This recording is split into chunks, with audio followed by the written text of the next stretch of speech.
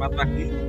Pada kesempatan kali ini, kami mahasiswa Universitas Widya Mataram, Fakultas Ilmu Sosial dan Politik, jurusan Administrasi Publik kelas sore, akan mengunjungi Museum Sri Sultan Hamengkubuwono IX untuk menceritakan salah satu koleksi museum berupa tari Srimpi Irim-Irim. Semoga video ini dapat bermanfaat untuk menambah wawasan kita tentang koleksi di Museum Sri Sultan Hamengkubuwono IX. Selamat menyaksikan. Ayo, kuliah ke Widya Mataram, Yogyakarta. Di dalam Komplek Kedaton Keraton Yogyakarta terdapat bangunan joglo modern berdinding kaca. Bangunan tersebut bernama Gedong Kaca yang digunakan sebagai Museum Sri Sultan Hamengkubuwono ke-9.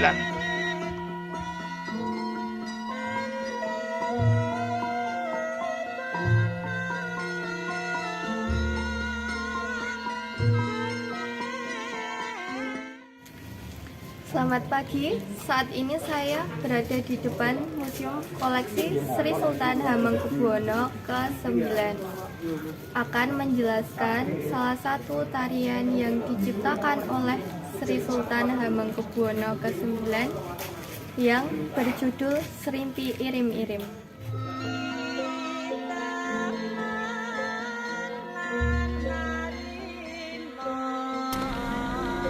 Saat di Museum Sri Sultan Hamengkubuwono IX, kita mengamati terdapat foto tari Srimpi.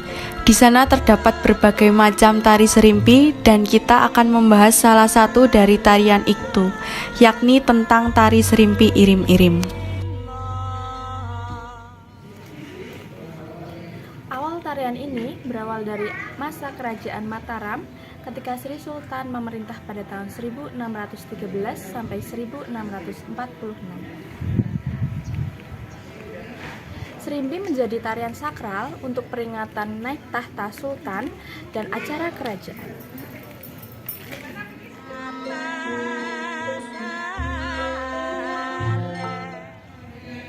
Makna tari Srimpi.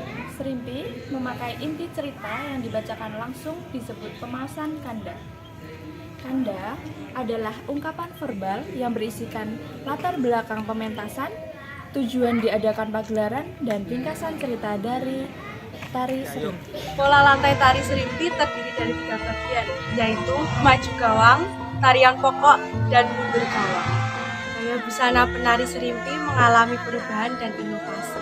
Awalnya penari memakai busana pengantin kebesaran untuk menari.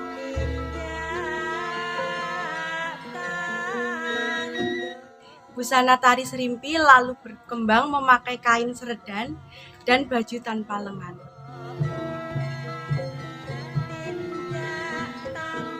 Ada 3 sumber cerita untuk tarian Srimpi, seperti kisah Mahabharata, cerita Menak, dan legenda Jawa. Tarian Srimpi Irim ini dianggap sebagai sarana untuk memberikan pandangan hidup kaum bangsawan. Adapun jenis tari Srimpi dari 2 kerajaan pewaris Mataram dapat dibedakan menjadi 2, yakni Srimpi Gaya Ngayogyakarta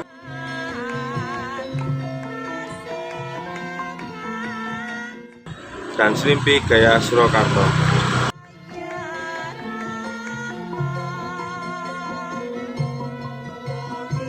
Berikut penjelasan properti tari Srimpi antara lain baju.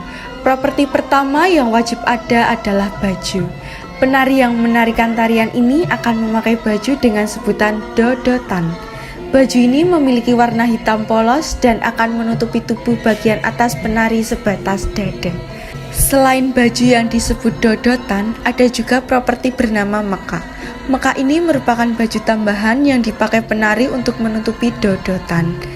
Tampilan meka sendiri tergolong menarik karena sudah ditambah dengan beberapa ornamen menarik. Namun, jika tidak ada meka, biasanya penari akan menggantinya dengan rompi. Selanjutnya ada selendang yang merupakan salah satu properti wajib tarian ini. Komponen selendang ini biasanya akan dipakai penari sebagai pelengkap dan akan dipasangkan di badan. Lalu ada juga properti sanggul yang akan dipakai penari di bagian kepala. Fungsi utamanya masih sama, yaitu untuk memperindah kepala penari. Ada juga properti seperti kepala burung yang akan menghiasi kepala penari.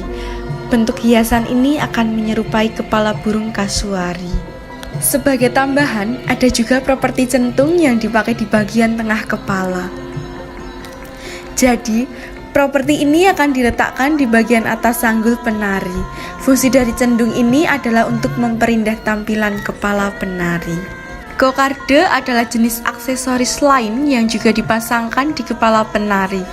Bentuk properti ini menyerupai bentuk bunga yang bahan pembuatan utamanya adalah pita.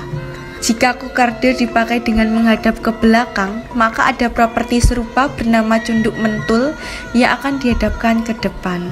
Bentuknya juga menyerupai bunga. Dengan memakai properti ini, maka komponen keindahan juga akan semakin terpancar pada penari.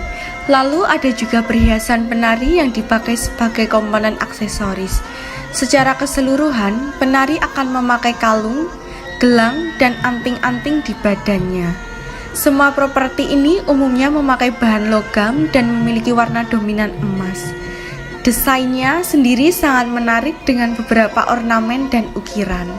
Properti lain yang wajib ada adalah jarik. Kain ini merupakan properti wajib yang harus dipakai oleh penari. Untuk motifnya sendiri, secara khusus akan memakai batik motif parang. Pemilihan motif ini bukan tanpa alasan. Motif parang ini akan memberi arti tidak mudah menyerah. Tentunya hal ini juga tersirat dalam tariannya. Pakaian penari yang tersusun dari beberapa properti tentunya tidak akan terlalu kencang saat dipakai. Karena alasan ini, maka dibutuhkan properti lain yang bisa mengencangkan pakaian. Properti tambahan ini bernama stagen.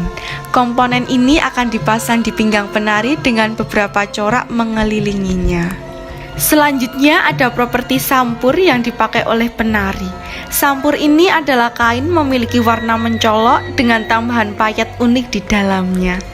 Dengan sampur ini, maka setiap penari bisa memanfaatkannya saat gerakan tari dilakukan.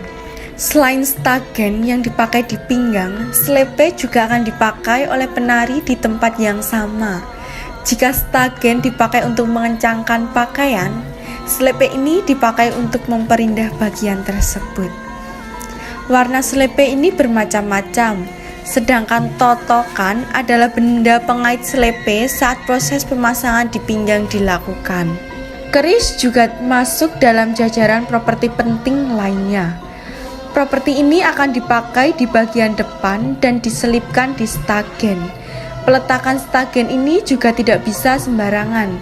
Saat diselipkan di stagen, keris ini harus menghadap ke bagian kiri. Selain keris, properti lain yang wajib ada adalah jembeng.